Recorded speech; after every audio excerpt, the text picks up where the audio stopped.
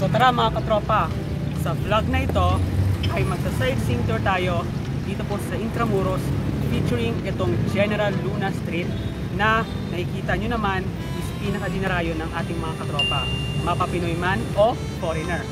Tara mga katropa. Talaga namang world class itong Intramuros na kung saan ay nominado ito bilang Asia's Tourist Attraction ng World Travel Awards 2024.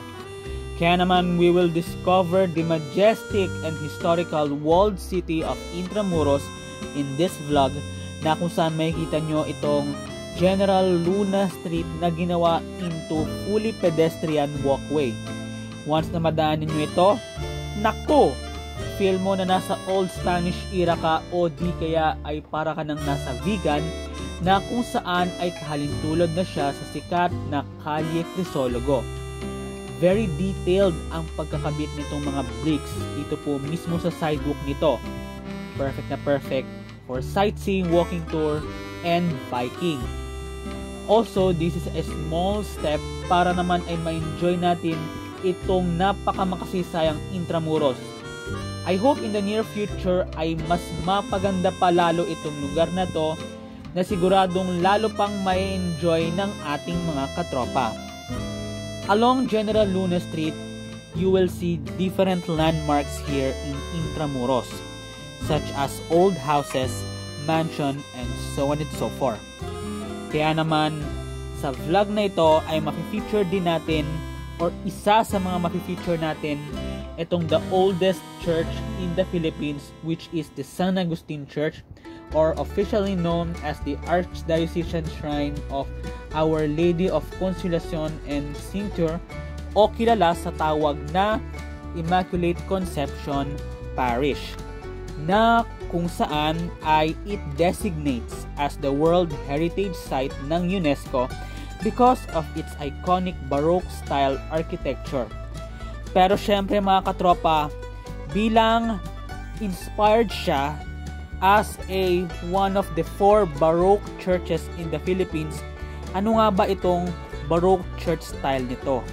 Ano ba ibig sabihin ng Baroque church? Ang ano sa kanya, yung unique kasi dito sa mga Baroque churches, pinagsama siya na yung parang yung mga design ng church. Design ng church? Dito nagre-reflect yung influence ng Catholicism sa mga tao, pero at the same time, ito kasi parang ginawa siya para lang para ma-satisfy or ay para anong tawag to? Parang yung mga tao mahikayat na punta dito. So hinaluan pa to ng design ng mga pinaniniwalaan ng mga Pilipino.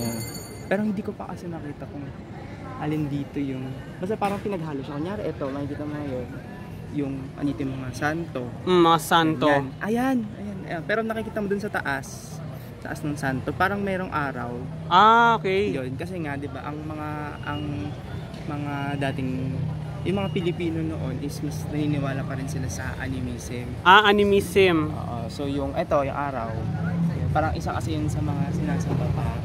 Kaya parang way nila to para yung mga Pilipino ay mahikayat din sa Catholicism. Parang meron din naman to sa Catholicism, ganyan.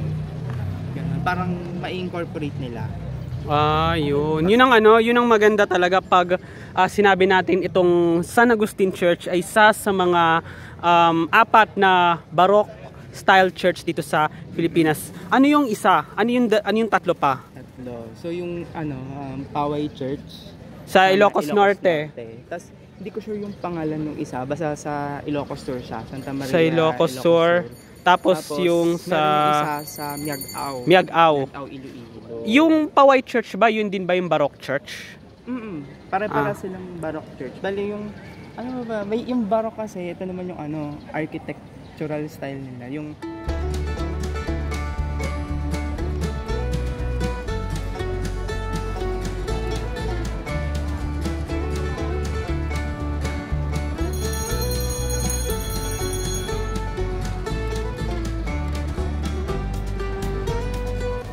So ayan mga katropa, andito po tayo sa Intramuros na kung saan nakikita nyo sa ating likuran itong makasaysayang San Agustin Church. Isa sa mga dalawang simbahan dito po mismo sa Intramuros. Yung isa ay yung makasaysayang Manila Cathedral.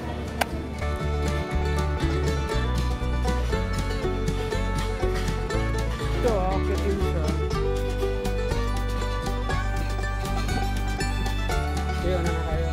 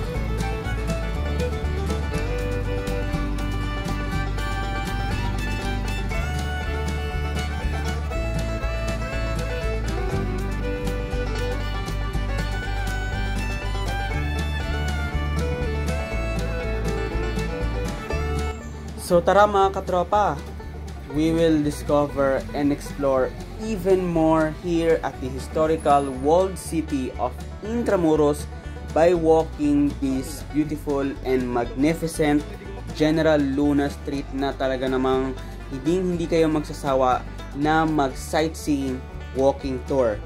Tara!